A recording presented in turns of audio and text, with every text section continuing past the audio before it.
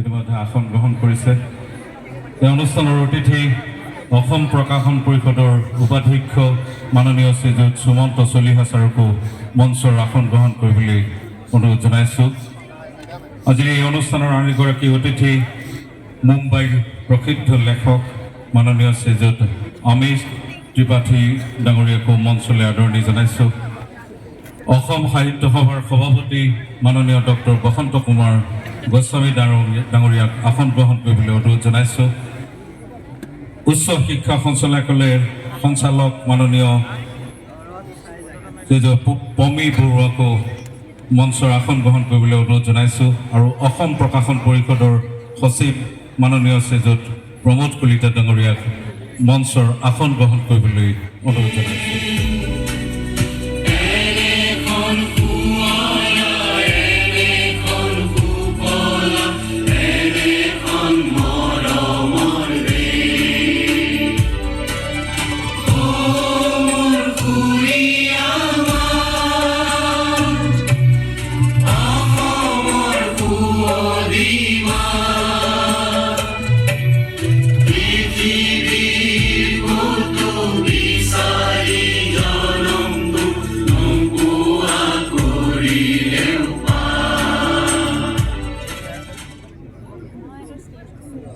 আজি অসম গ্ৰন্থমেলা গুৱাহাটীৰ আদৰণি ভাষণ আগবঢ়াবলৈ অসম প্ৰকাশন পৰিষদৰ সচিব মাননীয় শ্ৰীযুত প্ৰমোদ কলিতা ডাঙৰীয়াক অনুৰোধ জনাইছোঁ।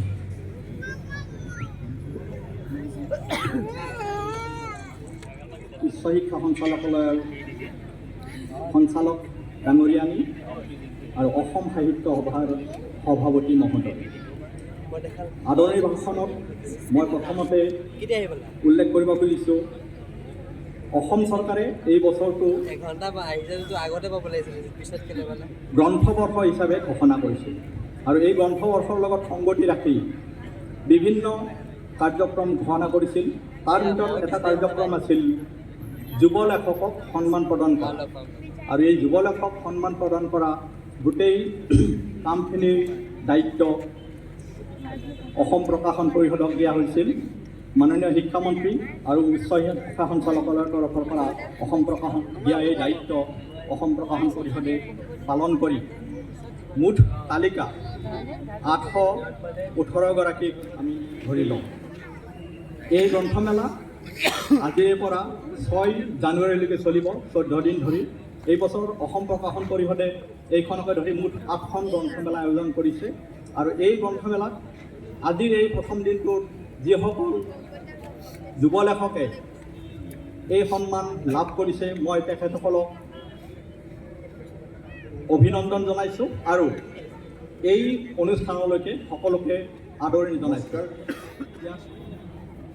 মঞ্চত উপবিষ্ট অসমৰ মাননীয় যশস্বী মুখ্যমন্ত্ৰী ডক্টৰ হিমন্ত বিশ্ব শৰ্মা ডাঙৰীয়া, অসম সাহিত্য সভাৰ সভাপতি ডক্টৰ বসন্ত গোস্বামী ডাঙৰীয়া, আমাৰ মাজত উপস্থিত থকা প্ৰখ্যাত লিখক শিৱ ট্ৰিলজিৰ বিখ্যাত আমিশ ত্ৰিপাঠী ডাঙৰীয়া, প্ৰকাশন পৰিষদৰ উপাধ্যক্ষ সুমন্ত চলিহা ডাঙৰীয়া, সচিব প্ৰমোদ কলিতা ডাঙৰীয়া আৰু অসম চৰকাৰৰ উচ্চ শিক্ষা সঞ্চালকালয়ৰ সঞ্চালিকা পমী বৰুৱা ডাঙৰীয়ানী, মঞ্চৰ সন্মুখত বহি থকা সুধীবৃন্দ আৰু বিশেষভাৱে এইবাৰ এই কিতাপৰ বৰ্ষটোত যুৱ সাহিত্যিক বঁটা বা যুৱ লিখক বঁটা প্ৰাপক যুৱ বন্ধু বান্ধৱীসকল, মই সকলো বঁটা প্ৰাপক বন্ধু বান্ধৱীলৈ সতীৰ্থলৈ মোৰ তৰফৰ পৰা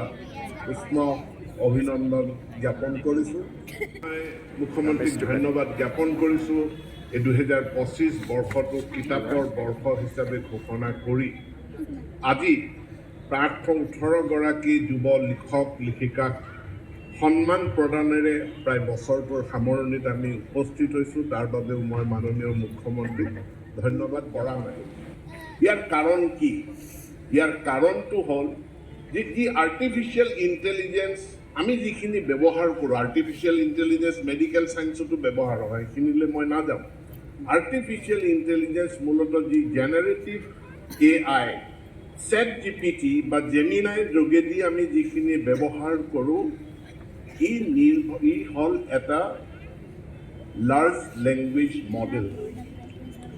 লাৰ্জ লেংগুৱেজ মডেল জৰিয়তে যে মেচিনে শিকে, মেচিনে গ্ৰামাৰ শিকে, মেচিনে বাক্য গাঁথনি শিকে, মেচিনে ৰিজনিং শিকে, মেচিনক আমি সকলোখিনি শিকাব পাৰোঁ, that is called machine learning.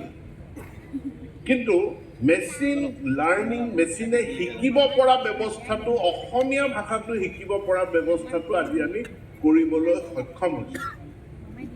অৰ্থাৎ মেচিন লাৰ্ণিঙত কেৱল ইংৰাজী ভাষাৰ জৰিয়তে মেচিনে শিকিব পাৰে এইটো নহয়, মেচিনে অসমীয়া, বড়ো, বেংগলী আদি নেচাৰেল লেংগুৱেজৰ জৰিয়তেও সি মেচিন লাৰ্ণিং কৰিব পৰা ব্যৱস্থা ছফ্টৱেৰ ইঞ্জিনিয়াৰসকলে, বিজ্ঞানীসকলে কৰি পেলাইছে। আৰু ৱেবছাইটত আপোনালোকৰ ডিজিটেল কণ্টেণ্ট আপলোড কৰক। আপোনালোকে অন্ততঃ একোটা ব্লগ সৃষ্টি কৰি তাত আপোনালোকৰ লিখাসমূহ, ডিজিটেল কণ্টেণ্টসমূহ আগবঢ়াওক। এই ডিজিটেল যুগত মেচিভ পৰিমাণৰ ৰিজনেল লেংগুৱেজত ডিজিটেল কণ্টেণ্ট ইণ্টাৰনেটত উপলব্ধ কৰোৱাটোৱেই হ'ব নতুন লিখক লিখিকাসকলৰ জাতিটোৰ প্ৰতি, ভাষাৰ প্ৰতি আপোনালোকৰ মহান অৱদান, যি অৱদানৰ ফলস্বৰূপে ChatGPTত এতিয়া, জেমিনাইত এতিয়া ইংৰাজী ভাষাৰে যিমানখিনি আৰ্টিফিচিয়েল ইণ্টেলিজেন্সৰ সুবিধা ল'ব পাৰিছোঁ, অসমীয়া ভাষাটো, বড়ো ভাষাটো, বেংগলী ভাষাটো, নেপালী ভাষাটো সেই আৰ্টিফিচিয়েল ইণ্টেলিজেন্সৰ সুবিধা যাতে আমি ল'ব পাৰোঁ। নতুন যুৱক যুৱতীসকলক অলপ সময় খৰচ কৰি what is AI, what is large language model, how ML machine learning works, এই কথাকেইটা শিকি লৈ ইয়াৰ গুৰুত্ব উপলব্ধি কৰি আপোনালোকক ডিজিটেল মাধ্যমেৰে, ৱেবছাইটৰ জৰিয়তে, ব্লগৰ জৰিয়তে আপোনালোকৰ লিখনিসমূহ ইণ্টাৰনেটত উপলব্ধ কৰাই জাতি আৰু ভাষাৰ প্ৰতি আপোনালোকৰ অৱদান আগবঢ়াবলৈ বিনম্ৰ আহ্বান জনাই মই মোৰ বক্তব্য সামৰণি মাৰিছোঁ। ধন্যবাদ। অসমৰ সন্মানীয় শিক্ষামন্ত্ৰী ৰণোজ পেগু ডাঙৰীয়া, প্ৰকাশন পৰিষদৰ উপসভাপতি শ্ৰী সুমন্ত চলিহা ডাঙৰীয়া, আমাৰ সকলোৰে পৰিচিত, ভাৰতবৰ্ষ নহয় বিশ্বৰ ভিতৰতে জনপ্ৰিয় এগৰাকী লেখক শ্ৰী অমীশ ত্ৰিপাঠী ডাঙৰীয়া, অসম সাহিত্য সভাৰ সন্মানীয় সভাপতি ডক্টৰ বসন্ত কুমাৰ গোস্বামী ডাঙৰীয়া, director higher education Shri Pami Barua ডাঙৰীয়ানী, অসম প্ৰকাশন পৰিষদৰ সচিব শ্ৰী প্ৰমোদ কলিতা ডাঙৰীয়া, আজিৰ অনুষ্ঠানত উপস্থিত সুধীবৃন্দ, বিশেষকৈ যুৱ লেখক সন্মানেৰে সন্মানিত আমাৰ যুৱ লেখক লেখিকাসকল আৰু উপস্থিত ৰাইজ, আজিৰে পৰা অসম প্ৰকাশন পৰিষদ আৰু সদৌ অসম পুথি প্ৰকাশক আৰু বিক্ৰেতা সংস্থাই যৌথভাৱে আয়োজন কৰা 14 দিনীয়া গ্ৰন্থমেলাৰ আৰম্ভণি হ'ব। এই গ্ৰন্থমেলাৰ আৰম্ভণিৰ দিনটোতে আমি 800তকৈও অধিক যুৱ লেখক লেখিকাক সন্মান জনাবৰ বাবে ইয়াত উপস্থিত হৈছোঁ। এই বছৰটো ৰাজ্য চৰকাৰে কিতাপৰ বৰ্ষ হিচাপে পালন কৰিছিলে আৰু কিতাপৰ বৰ্ষত আমি কেইবাটাও কৰ্মসূচী হাতত লৈছিলোঁ। ইয়াৰ ভিতৰত উল্লেখযোগ্য এটা সিদ্ধান্ত আছিল যে আমি যিমান পাৰোঁ আমাৰ ৰাজ্যত গ্ৰন্থমেলাৰ আয়োজনক আমি উৎসাহিত কৰিম আৰু ৰাজ্যত গ্ৰন্থ বিক্ৰী আৰু গ্ৰন্থ পঢ়াৰ এটা অভ্যাস গঢ়ি তুলিবলৈ যত্ন কৰিম। এই বছৰ ৰাজ্যৰ চুকে কোণে বিভিন্ন গ্ৰন্থমেলাৰ আয়োজন হৈছে। প্ৰকাশন পৰিষদেও এই বৰ্ষত বঙাইগাঁও, লখিমপুৰ, নলবাৰী, যোৰহাট, তিনিচুকীয়া, শিলচৰ আৰু মঙলদৈ ইতিমধ্যে গ্ৰন্থমেলাৰ আয়োজন কৰিছে। প্ৰকাশন পৰিষদে এটা সময় আছিল অকল গুৱাহাটীত গ্ৰন্থমেলা আয়োজন কৰিছিলে। লাহে লাহে মই তেখেতসকলক প্ৰেৰণা যোগাইছোঁ যাতে আমাৰ প্ৰতিটো জিলা আৰু সমজিলাৰ সদৰ স্থানত আমি একোখনকৈ গ্ৰন্থমেলাৰ আয়োজন কৰিব বতাৰ আমি ব্যৱস্থা কৰিছিলোঁ। অসমীয়া, বাংলা, বড়ো ভাষাৰ লগতে মিচিং, কাৰ্বি, নেপালী তথা অসমৰ সকলো জনগোষ্ঠীয় ভাষাত চৰ্চা কৰা যুৱক লেখক লেখিকাসকলৰ পৰা আমি আবেদন বিচাৰিছিলোঁ। প্ৰায় ১৩০০ আবেদনৰ ভিত্তিত প্ৰকাশন পৰিষদে ৮১৮ গৰাকী লেখক লেখিকাক এই সন্মানৰ বাবে নিৰ্বাচিত কৰিছে আৰু প্ৰতিগৰাকী যুৱক লেখক লেখিকাক আমি ২৫,০০০ টকাকৈ আজি সন্মান ৰাশি আগবঢ়াম। যিসকলে এই সন্মান লাভ কৰিলে মই সকলোকে অসম চৰকাৰৰ হৈ আনুষ্ঠানিকভাৱে অভিনন্দন জ্ঞাপন কৰিছোঁ।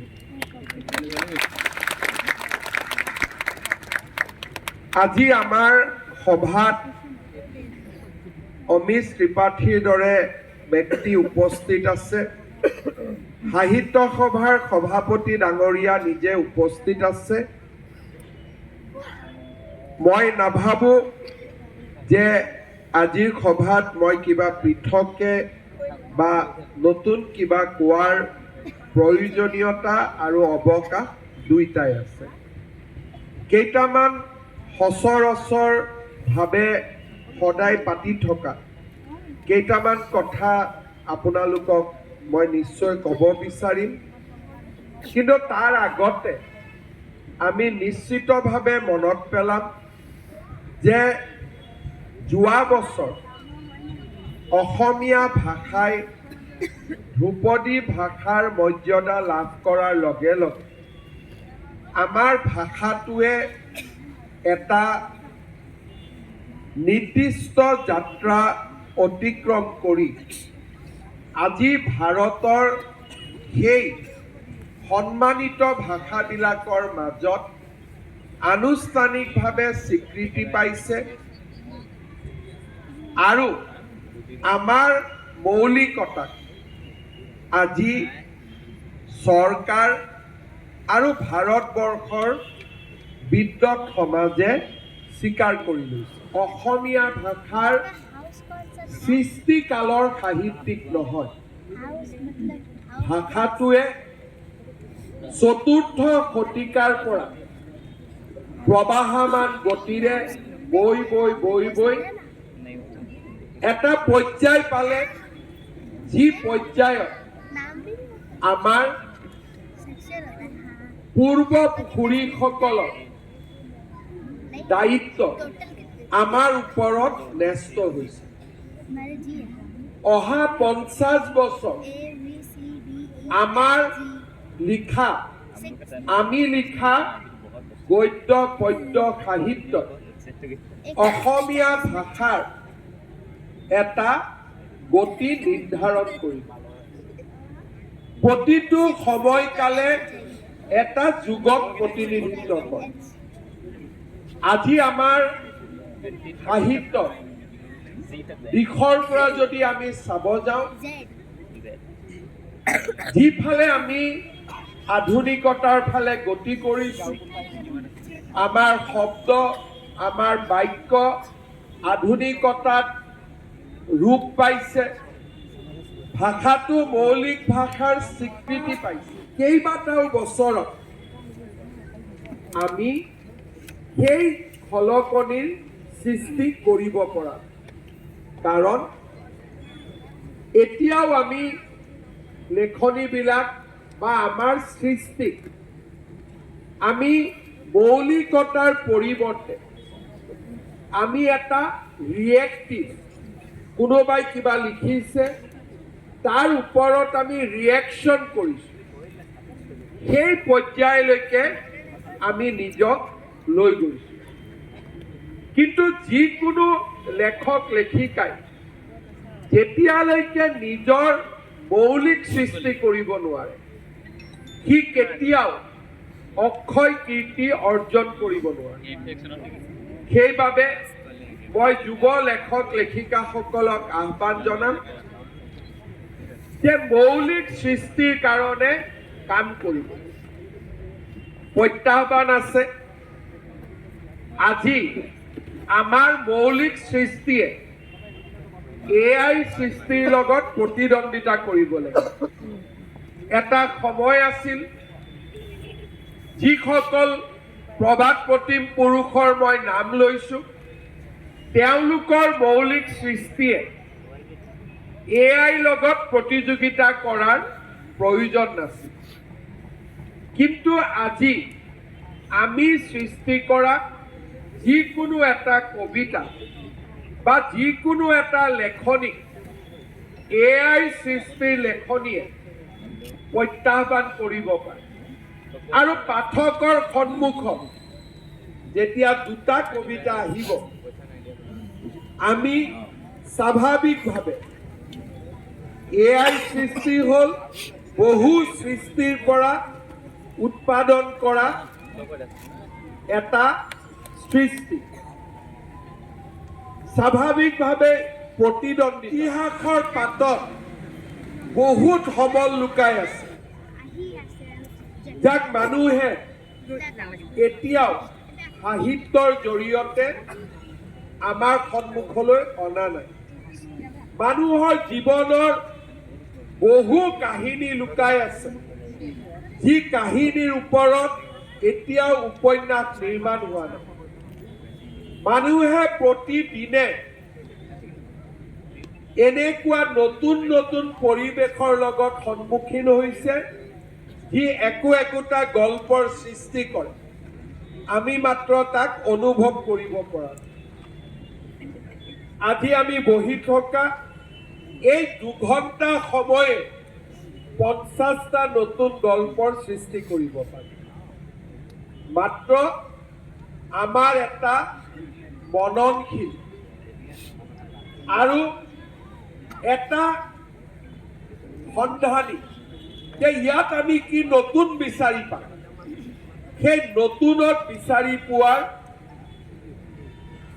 যিটো আমাৰ মনত সৃষ্টি কৰিব পৰা আলোড়ন, তাক আমি জীয়াই ৰাখিব লাগিব। কিতাপ লিখি আমি লিখক হোৱাৰ প্ৰয়োজন নাই। সামাজিক মাধ্যমত লিখাও লিখনিয়ে হয়। কোনোবাই ক'ব পাৰে কিতাপ বিক্ৰী নহয় আজিকালি। এনেকুৱা নহয়, সাহিত্য অকল কিতাপত হয়। সাহিত্য পৰ্টেলতো হ'ব পাৰে, সাহিত্য ফেচবুকতো হ'ব পাৰে, সাহিত্য য'তে ত'তে হ'ব পাৰে। কিতাপ এটা মাধ্যম আছিল, এতিয়া হয়তো মাধ্যম পৰিৱৰ্তন হৈছে, কিন্তু সাহিত্য পৰিৱৰ্তন নহয়। সাহিত্যই নিজৰ সৃষ্টি আৰু যুগৰ প্ৰাসংগিকতাৰ লগত সি সদায়ে থাকি যাব। যি আমাৰ সহজাত প্ৰবৃত্তি, তাক আমি সদায় ঘৰ্ষণ আৰু কৰ্ষণ কৰি তাক আমি জীৱন্ত কৰি ৰাখিব লাগে। দ্বিতীয় দায়বদ্ধ দ্বিতীয় কথা, কিন্তু নৈতিকতাৰ চকুত নিশ্চিতভাৱে মই মোৰ দায়বদ্ধতা স্বীকাৰ কৰিব লাগিব। জুই একুৰা যেতিয়া আমি জ্বলাই দিম তাক নুমুৱাব পৰা শক্তি আমাৰ আছেনে? যদি আমি নুমুৱাব পৰা শক্তি নাই তেতিয়াহ'লে জুই জ্বলোৱাৰো অধিকাৰ নাই। অমৃত মন্থনৰ বাবে কাৰো অধিকাৰ নাই যদি অমৃত মন্থনত ওলোৱা বিষ সেৱন কৰাৰ বাবে আমাৰ মাজত এজন নীলকণ্ঠ। যদি মহাদেৱ নাথাকিলেহেঁতেন ভগৱান বিষ্ণুৱে কেতিয়াও অমৃত মন্থনৰ বাবে কাকো উৎসাহ নজনালে। তেওঁৰ লগত নীলকণ্ঠ আছিল, মহাদেৱ আছিল। বিষ সেৱন কৰাৰ বাবে এজন লগত আছিল, তাৰ কাৰণে অমৃত মন্থনৰ আয়োজন হৈছিল। মৌলিক সৃষ্টিৰ লগতে যেতিয়া প্ৰতিবাদী বৈপ্লৱিক ৰচনাৰ ফালে আমি আগবাঢ়ি যাম, আমি এবাৰ মনত ৰাখিম যে আমাৰ এই লিখনিয়ে যি এক সমাজত অস্থিৰতাৰ সৃষ্টি কৰিব, সেই অস্থিৰতাই সমাজক পৰৱৰ্তী কালত সুন্দৰ কৰিব নে সমাজখনক আজিৰ স্থানতকৈও তললৈ নমাই লৈ যাব। তৃতীয়, মৌলিকতা, দায়বদ্ধতা। সমাজৰ সফলতা, ব্যক্তিৰ সফলতা আৰু পৰিৱৰ্তিত পৰিৱেশত মানুহে লাভ কৰা সফলতা আৰু আনন্দৰ কথা আমাৰ লেখনিত প্ৰকাশ হ'ব লাগিব। আজি যেতিয়া আমি বহুত ৰচনা লিখিলো, উপন্যাস লিখিলো যে ল'ৰা এজনে চাকৰি বিচাৰি কেনেকে মাটি বিক্ৰী কৰিলে, মহাজনে শোষণ কৰিলে, হালধীয়া চৰাই বাও ধান খাই আমি পঢ়িছো। মহাজনৰ শোষণ, চাকৰিৰ বাবে সৰ্বোচ্চ বিসৰ্জন, এই গোটেই কথাবিলাক এটা যুগলৈ আমাৰ উপন্যাসৰ সবল হোৱাৰ লেখক লেখিকাক এই সন্মানেৰে সন্মানিত কৰিছো। শিক্ষামন্ত্ৰী ডাঙৰীয়া আৰু প্ৰকাশন পৰিষদক অনুৰোধ কৰিম যাতে সংখ্যা কম হ'লেও যুৱক লেখক লেখিকাক সন্মান জনোৱা এই পৰম্পৰা যাতে আগলৈও আমি অব্যাহত ৰাখোঁ। দুই এজন লেখক লেখিকা স্বীকৃতি হোৱা নাই, মোলৈকে হোৱাটছআপো পঠাই আছে যে আমি কিয় নাপালো। দুই এজনে লিখিছে যে মোৰ বয়সটো 42 হ'ল, এইটো কেনেকে দুখৰ কথা হ'ব পাৰে। যি নহওক, কৰবাত নহয় কৰবাত সীমাৰেখা এটা হৈ গৈ, কৰবাত নহয় কৰবাত নিৰ্বাচন কৰিব। পৰীক্ষা পাতিলেতো ফেইল আৰু পাছ থাকিবই। গতিকে পাছ কৰা সকলক আমি অভিনন্দন জনাওঁ, ফেইল কৰা সকলক অহাবাৰৰ কাৰণে শুভেচ্ছা জনাওঁ। যিসকলে এই বছৰ স্বীকৃতি নাপালে মোক হোৱাটছআপো দিছে, তেওঁলোকে দুই এজনে ভাবিছে ময়ে চিলেক্ট কৰিছো নেকি। মইতো আপোনালোকক আজিহে দেখিছো, এনে চিনা জানা বেলেগ কথা। মোৰ কোনে পাইছে কোনে পোৱা নাই মিটিঙৰ আগলৈকে মই এবাৰো সোধাও নাই, কিয় ই মোৰ যিটো পৰিসৰত নপৰে। তথাপিতো মই আশা কৰিম অহা বাৰলৈও বা প্ৰতি বছৰে এনেকে আমি যুৱক লেখক লেখিকাক সন্মান জনাই যাম আৰু নতুন নতুন চামে এনেকৈ মৌলিক সৃষ্টিৰ প্ৰতি প্ৰেৰণা পাই থাকিব। অসমীয়া সাহিত্যৰ এই ঐতিহ্য, এই ধাৰাবাহিকতা আপোনালোকে আৰু সুন্দৰকৈ বহল সমাজৰ বুকুত প্ৰতিষ্ঠা কৰিব। বহুত বহুত ধন্যবাদ। জয় হিন্দ, বন্দে মাতৰম। তপন মেধকক মঞ্চলৈ আমন্ত্ৰণ জনাইছোঁ। শ্ৰী তপন মেধকক মঞ্চলৈ আমন্ত্ৰণ জনাইছোঁ। শ্ৰী ৱেল সিং হানছে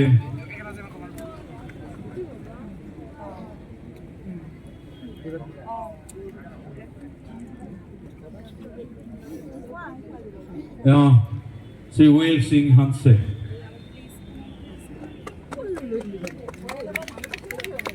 মুখ্যমন্ত্ৰী মহোদয় ধন্যবাদ জনাইছোঁ আৰু বাকী যিসকল যুৱ লেখকৰ বাবে নিৰ্বাচিত হৈছে আপোনালোকৰ 10-15 মিনিট সময়ৰ ভিতৰত আপোনালোকৰ নিজৰ একাউণ্টত এই 25,000 টকা জমা হ'ব আৰু যিসকল SBI বাহিৰে আন বেংকৰ আছে একাউণ্ট তেখেতসকলৰ কিছু সময় লাগিব কিছু সময় পিছতে আপোনালোকৰ একাউণ্টত জমা হ'ব